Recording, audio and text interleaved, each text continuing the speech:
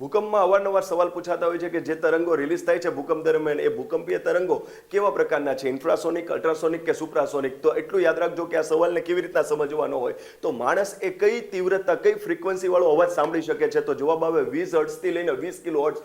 ભૂલાઈ જાય તો એટલું યાદ રાખવાનું કે મેં 20 નહોતા કીધા, મેં 20 કિલો કીધા હતા.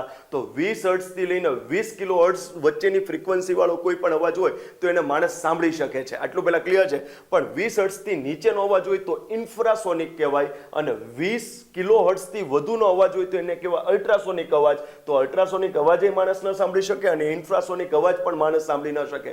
તો ભૂકંપ દરમિયાન જે ભૂકંપના તરંગો જે છે એની જે અવાજની ફ્રીક્વન્સી છે એ 20 હર્ટ્ઝથી નીચે છે, એટલે ઇન્ફ્રાસોનિક છે, એટલે માણસ એને સાંભળી શકતો નથી. એટલે ભૂકંપનું અનુમાન માણસ માટે કરવું એ અસંભવ છે. પણ પશુ પક્ષીઓ છે, અથવા તો વેલ છે, અથવા તો હાથી છે, તો એ ઇન્ફ્રાસોનિક વેવ્સને એ ફીલ કરી શકે છે. એટલે ઘણી વખત આપણે એવું સાંભળતા હોય કે ભૂકંપ આવતા પહેલા પશુ પક્ષીઓ એ અનઇવન બિહેવિયર કરે છે. કેમ? કારણ કે એ ઇન્ફ્રાસોનિક વેવ્સને ફીલ કરી શકે છે.